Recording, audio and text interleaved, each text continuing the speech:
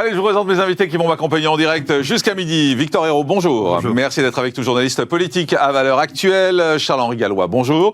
Merci d'être là, présidence de Génération Frexit. Et vous avez écrit un livre qui s'appelle Nos grands défis du 21e siècle, énergie et migration, reprenons le contrôle. Ergun Toparslan, bonjour.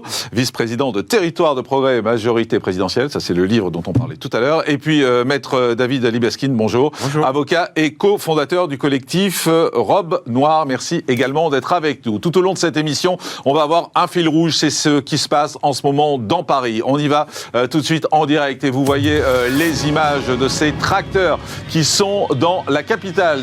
Bah, c'est vrai. La conclusion, c'est vous qui l'avez faite. C'est une conclusion trop rapide. Vous n'aimez pas la réalité. Non, donc vous pouvez après défendre notre vision d'un monde ouvert. Si vous pensez que c'est en renfermant en soi, en vendant uniquement les produits français en France. Votre monde ouvert.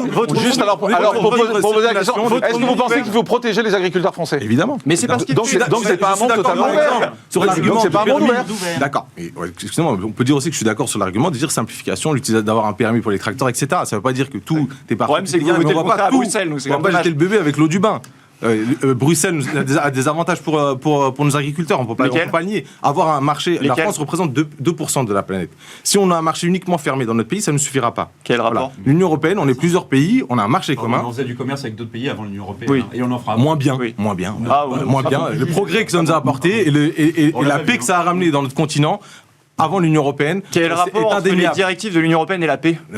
Ça s'appelle la dissuasion nucléaire. De défendre le projet de l'Union Européenne. Je sais que ça vous dérange. Il n'y a aucun problème. L'Union Européenne a quand même, depuis le début de l'Union Européenne, il y a de la paix. Il y a la paix sur notre continent. Ça s'appelle la dissuasion nucléaire, monsieur, le parapluie nucléaire. Mais vous pouvez appeler. C'est votre avis. Si vous pensez que c'est la directive sur le bord de constat, depuis qu'à l'Union Européenne, il y a moins de guerre que dans la période avant l'Union Européenne. Ah bon ? Bon, ça va être compliqué d'avancer. Bon, on va revenir sur la situation des agriculteurs dans un instant. Comme je vous l'ai dit, c'est notre fil rouge avec ces images sur le pont.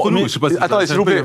Non, mais soit dans le débat aussi, Jean-Marc, ça me dérange pas. Si à chaque fois, c'est ce qu'on dit. Mettez-vous à côté, en face à face, et on débat. Mais quel rapport là ? Je suis en train de dire, on y revient dans un instant. C'est des petites phrases à chaque fois. Qu'est-ce que j'ai dit ? Un argument. Qu'est-ce que j'ai dit ? Je sais plus ce que vous avez dit après. Ah, si vous savez plus, c'est dommage. La paix a ramené l'Union Européenne, je sais pas. Eh ben alors, j'ai rien dit, j'ai même pas commenté. Non, mais vous avez un problème aujourd'hui, Ergun Toparslan ? Je comprends que vous soyez très nerveux parce que la situation est pas simple. Mais là, essayez d'écouter ce qu'on dit et essayez de vous calmer un petit peu, peut-être. Je suis très calme. Faut dire que vous êtes très calme. à défendre. Ah ouais, très bien.